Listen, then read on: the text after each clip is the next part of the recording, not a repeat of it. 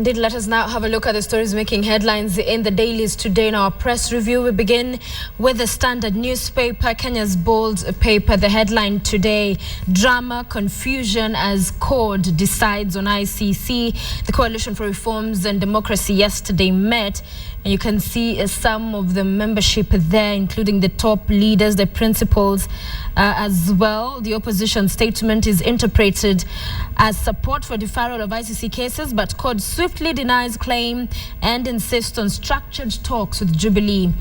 So that crucial CORD meeting ended dramatically yesterday, with the opposition having to fight off reports that they had backed the deferral of cases facing President Uhuru Kenyatta and his deputy at the ICC. However, the Coalition for Reforms and Democracy, that's a story that continues on page 6, did leave the door open for consultations with the government over the two cases at The Hague. You can get more details there on that story of the CORD position as far as the ICC is concerned. Let's go to the other stories in the pages, because those highlighted are inside the pages of the Standard. And on page 2, Karangi comes to the defense of the Kenya Defence Forces. KDF fights to clear name over claims. Of course, there's been all the talk about looting, and then the initial statement from KDF was that, in fact, they'd only taken water bottles. But now the Kenya Defence Forces chief coming out to say that, in fact, there were those who took water, but they sought permission from their officer in charge, but admitting that there are those as well who stole. Chief of Defence Forces said there was no looting and that action has been taken against soldiers found with stolen goods. The stolen goods were not revealed, but of course you can get more details there. It's a comprehensive report on page 2 of the Standard. The attack, which lasted 4 days, resulted in at least 72 deaths, including 61 civilians and Kenyan soldiers, 6 of them. The attackers held hostage and later engaged in gun battles with Kenyan security forces. Over 200 people were reportedly wounded in the mass shooting. Also on that page, KDF officer found with stolen goods in Nakuru. An officer with KDF and a woman companion were arrested by police in Nakuru after being found with goods suspected to have been stolen from Westgate Mall. The two were set to be charged before Nakuru court yesterday morning, but the case was discharged following intervention of military police. Also on that page, 5 to be arraigned in court over Westgate.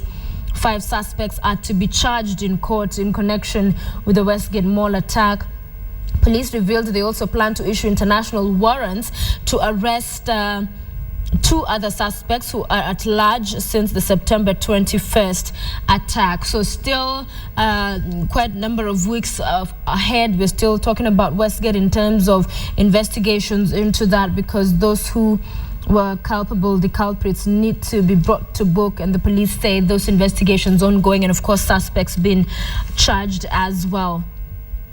And on page 3 this morning of the Standard, 2 Shabab commanders have been killed. Of course, this also a story under the Westgate aftermath, and they were reportedly slain in suspected U.S. drone attack while on the road 120 kilometers north of the port of Kismayo.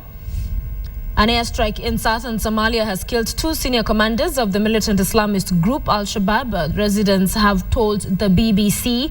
The strike destroyed the vehicle and the militants were traveling in between the towns of Jilib and Barawe, seen as a major base of Al-Shabaab, they said. Those details on page 3.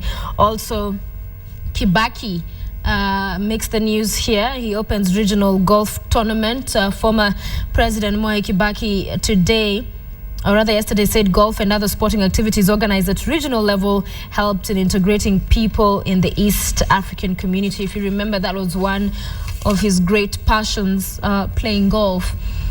On page 4, that story, the House team gives media. There's been talk about media laws, and the House team has given media body more power in a report, and the Parliamentary Committee seeks autonomy for media as it recommends a self-regulation. And this, of course, welcome news to the media fraternity and to most people as well, because the question has been on whether there's been moves to try and put some limits and safeguards that apparently are not to the good of Kenyans in terms of keeping people informed. The House Committee on Energy, Information and Communication has clipped the powers of the Cabinet Secretary when it comes to making regulations on the powers of the Media Council. In their report, the MPs said the autonomy for media to regulate itself was in line with the Constitution because it, quotes, ensures self-regulation of the media. You can find more details of that report on that page. And there's also a condom shortage attributed to the budget. Find out more details on that. The government has attributed the looming shortage of condoms to lack of a budget for the widely used contraceptive. Health Cabinet Secretary Macharia, while confirming that free condoms will be out of stock in 2 months' time, said they were engaging with the relevant authorities to avert that situation. Also on that page, LSK moves to court over Mau Mau payout. Find out what that is about exactly on page 4. But a story that broke yesterday, Oswago was arrested. On page 5, IEBC top officials arrested over 1.3 billion shillings election kits tender. They should be appearing in court today. And this, of course, the 4 were arrested by detectives from the Ethics and Anti-Corruption Commission and are due to be charged in court with corruption. They are Independent Electoral and Boundaries Commission Chief Executive Officer Oswago, his deputy, Mr. Wilson Sholei, the Director of Finance, Mr. Edward Karisa, and the Procurement Manager, Mr. Willie Kamanga. EACC officials said the commission had been conducting investigations into the electronic voter identification kits whose failure during the March 4th polls sparked public outrage. And you remember they failed en masse, quite a number of them around the country, forcing the electoral body to embark on the manual system. Of course, after it had cost quite some money to be able to bring in those kits. So that story will be keenly watching to see how it unfolds today and bring you all the details as and when they come into us. Also, investors lose 500 million shillings as NSC system shuts down. Trading at the NSC did not take place yesterday due to a technical hitch in the automated trading system. Analysts estimated the loss to be around 500 million shillings and 1 billion shillings worth of equities and bonds, respectively. And of course, the Ruto Sang trial continues at The Hague. We have been telling you, of course, the Deputy President has been around the country because the President is away in Rwanda. He'd been given that temporal excusal to be here. But the case continues, and we heard from witness 268 who was talking about Ruto declared the Kikuyus as enemies. That's a story on page 7. Witness tells court he could not recall what other speakers said at ODM rally in Kapsabet. The 6th prosecution witness, The Hague, claims that Deputy President William Ruto declared that the Kikuyu community as enemies ahead of the 07 polls. And you can get more details of that, what that witness 268 had to say. Remember, again, the case will not adjourn this Friday as had been expected. It will instead adjourn the other Friday to allow for all the witnesses that had been lined up for this particular session to have their time in court to make their submissions in court, of course, ahead of that trial of the president on November the 12th. But several stories are crossing page 6 and 7 on the Ruto Sang trials at the ICC. Another important story on page 8, new VAT law now blamed for declining economic fortunes, is the story by Timothy Machi. And Parliamentary Budget Office says that economy has been undergoing or rather underperforming in the past 3 months due to the VAT Act. I remember that one that caused quite an uproar and was criticized by Kenyans. The push to review the VAT Act yesterday got fresh impetus from the Parliamentary Budget Office. In the monthly report on the performance of the economy, the Budget Office blamed the cloudy market outlook on the implementation of the VAT Act, whose net effect has been skyrocketing commodity prices. And it's ordinary Mwananchi that has been feeling the pinch of that as a result of those as a result of the rise in prices of that. And also the digital TV migration pushed to June 2004, details there as well. And to page 9, Gilu, Swazuri clash in public, differences between them played out yesterday, with each claiming legal mandate to adjudicate land and issue titles as well. The Lands Cabinet Secretary clashed in public with the National Land Commission Chairman Swazuri over executive powers of the Land Commission. Their differences played out with both claiming the legal mandate for adjudication of land and issuance of title deeds, constitution of the county lands management boards, and resettlement of people evicted from the forests. And of course, today you can find your copy of the extra pullout. Let's have a look at what stories you will find inside the headline in the pullout extra. Class action, solar powered schools open the way to prosperity, pages 2 to 4. And then page 4, another story there, installing electric fuel pumps. Also coconut oil and HIV treatment, find out how that works. And Justin Bieber gets them talking. How does he do that? Find out on page 12 of the extra pullout. Another pullout you'll find today inside the Standard, of course, as Kenya marks 50. There's that special celebration by the Standard Group of Kenya at 50. And it's all about being on top of the world. That's the headline. Many Kenyan athletes went to the US in the 1970s and 1980s to chase the American dream and ended up conquering the world. And of course, so many more details inside that pullout as, of course, we celebrate Kenya at 50. On the back page, it's Fever Pitch for you sports lovers. The story is today on Fever Pitch, eyeing the second slot. AFC take on Sony Sugar at City Stadium today. That's a game you should watch out for. Details on page 55. And also Messi and Ribery, top nominations for FIFA award. And Man City's Yaya Toure says Kenya has talented footballers. Page 55. He's actually in the country, Yaya Toure. To the Daily Nation now, and the headline picture there is the IEBC CEO James Oswago and the Paul Kit Pro by IEBC Chair Chief Executive, I beg your pardon, arrested. The other story is making headlines in the Daily Nation today. Raila Party wants Uhuru tried at ICC as scheduled. And the opposition coalition blocks efforts by some members urging Odinga to back President's quest for postponement of his case by the UN, and advises the government to work within the Rome Statute if it wants the proceedings put on hold. Of course, there have been those members of CORD that have been pushing for that bipartisan approach, but clearly not one that is welcomed by all. And page 71, Yaya Toure signs Nairobi deal to fight poaching, African Footballer of the Year, and Man City player becomes UN Goodwill Ambassador. It's a story you'll find in there. And MPs seek power over media. Okay, page 6 of this Daily Nation. Kenya's hitherto free media headed for troubled waters. That is what John Girachu of The Nation is reporting today. Proposals by members of parliament become law. And a committee of parliament scrutinizing a bill that proposes to give the government control over how stories are reported is suggesting that such power be given to MPs instead. Now that should be very interesting.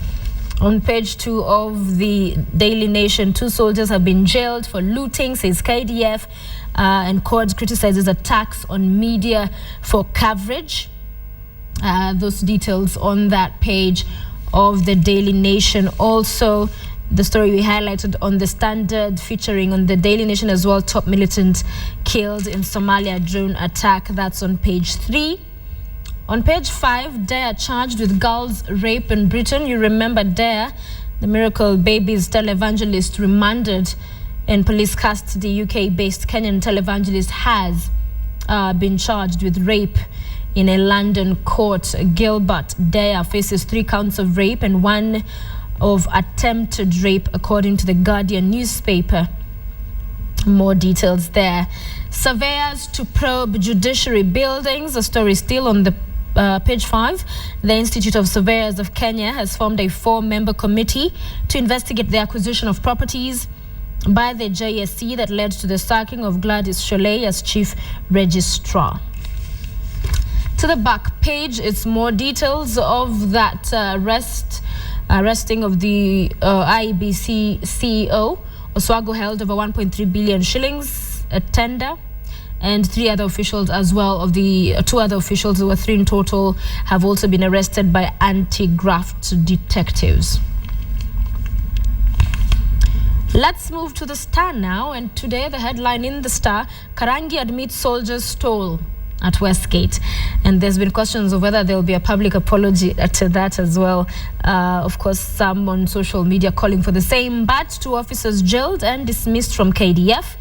Also there, Oswago arrested is another story, quite a big story across all the dailies today.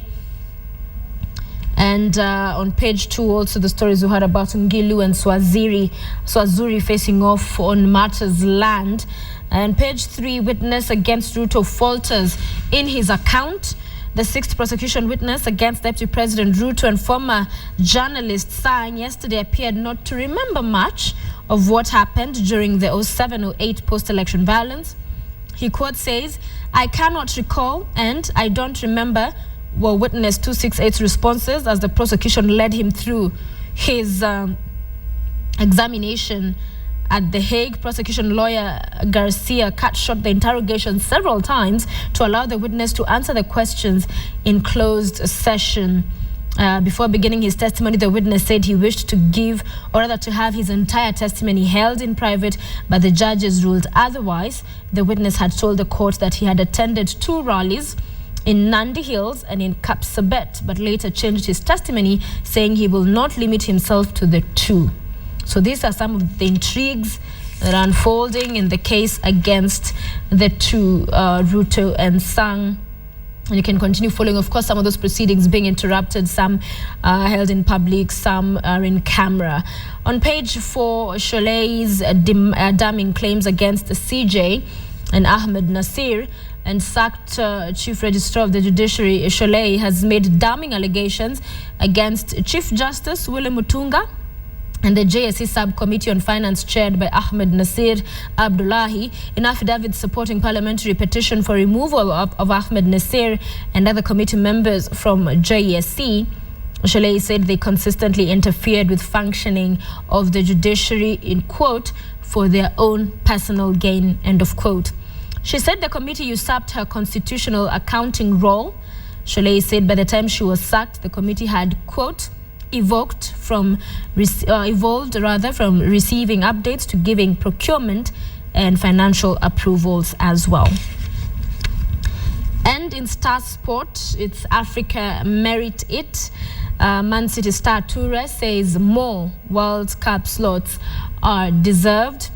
And City goalie Hart gets support from Yaya as well. Also in the pages of the Star Sport, football, England and City positions under threat after Hart's latest holler. And the FC Leopards confront relegation threatened Sonny. It will be an interesting game, that one. Right, and those are the stories that are making headlines today in your dailies. We want to get to your traffic. Let me just get to my Twitter. Remember, we get our updates courtesy of my 3 routes. And this morning, let's have a look at how your roads are looking. Remember, we're having a discussion about what is going on in Kiambu County. I'll be reminding you what we're asking you today in our question of the day. But in case you're just leaving the house now and getting onto the roads, do keep us updated on what's happening where you are. You can tweet us at Sophia Wanuna at KTN Kenya. You remember to use the hashtag MorningExpressKTN.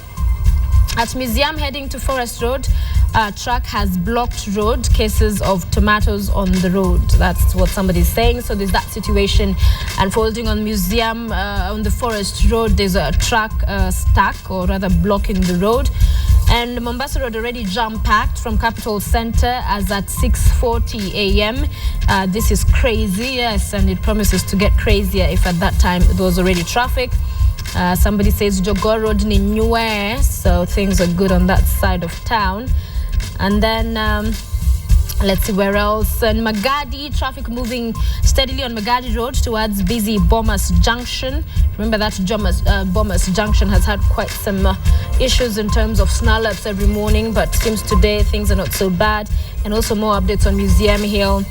Flyover entrance is completely blocked by the overturned lorry. We understand it's overturned, and more updates on that as well. So beware of that situation over at the Museum Hill Forest Road as well. We're going to take a short break now. It is 6:51 a.m.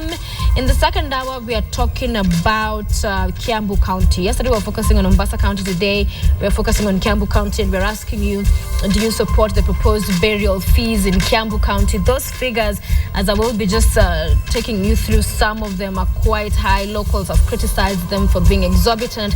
We'll be talking to the Deputy Governor, of course, who's in support of those taxes. They say it's to help fund their budget. We'll also be talking to a member of the county assembly who's opposed to them and get an understanding of really how this is playing out, because at the end of the day, it's all about what's good and what works for the people of Kiambu County. So don't miss out on that discussion, but do tell us your thoughts, what you think about those proposed burial fees.